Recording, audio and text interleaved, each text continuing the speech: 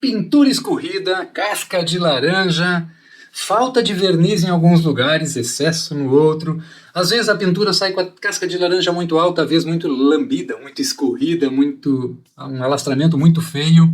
E aí o dono da empresa olha pra gente que trabalha com tinta e diz assim, cara, me ajuda a resolver, porque o meu pintor é uma pintura boa, 3 ruim, às vezes é 5 boa, 2 ruim, não tem como estabilizar o negócio. É sempre um sobe e desce de qualidade.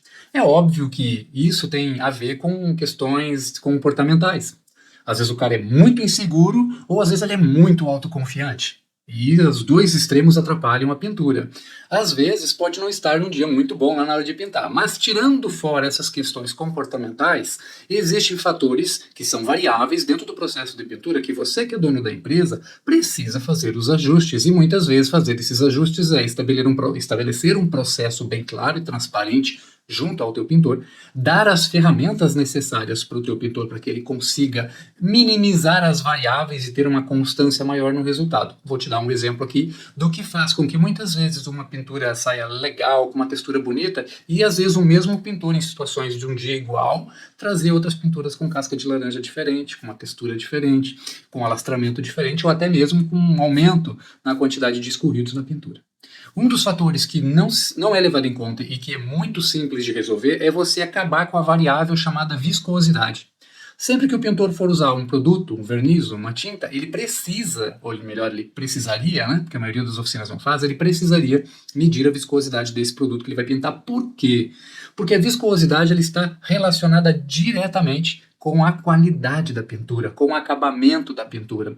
Eu tenho visto aí algumas postagens, né? Tem bastante em rede social, um robozinho pintando o carro, né? Assim como tem lá na montadora um robô pintando o carro. Tô dando esse exemplo porque muitos olham e dizem, olha que legal, né? No futuro vai ser o robô pintando o carro dentro da oficina. Eu acho que vai chegar, mas vai demorar pra caramba.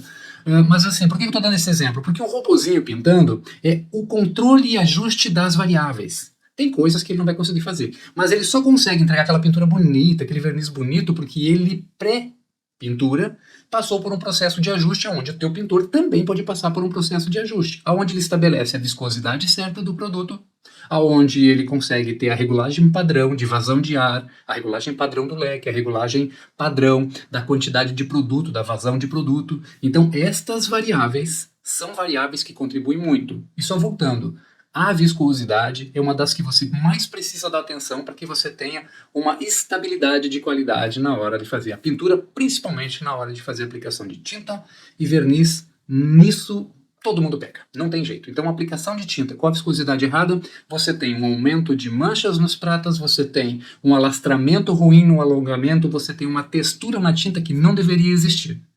No verniz, você tem a possibilidade de dias mais quentes, aumentar a quantidade de escorrido. Em dias mais úmidos você ter um verniz mais fosco, né, mais corrugado. Então dá atenção para a viscosidade, olha o boletim técnico, lá está estipulando tinta e verniz e a viscosidade para cada tipo de produto. Usa o copo forte para fazer isso e você vai resolver boa parte dos problemas. E aquela reclamação de que o teu pintor não consegue entregar um serviço com regularidade a nível de qualidade, você vai ver que você vai atenuar isso. Você vai ter mais pinturas boas e a exceção vai ser aquela relacionada ao ponto comportamental, porque a parte técnica você já providenciou, você já comprou a ferramenta, treinou teu pintor, levou informação para ele, criou um POP lá para o processo lá de operação padrão, para que ele siga à risca e consiga resolver o problema da perda ou da não constância na qualidade da pintura. Dá atenção para isso, eu tenho certeza que vai melhorar muito. Tá bom? Segue aí para mais informações. Forte abraço.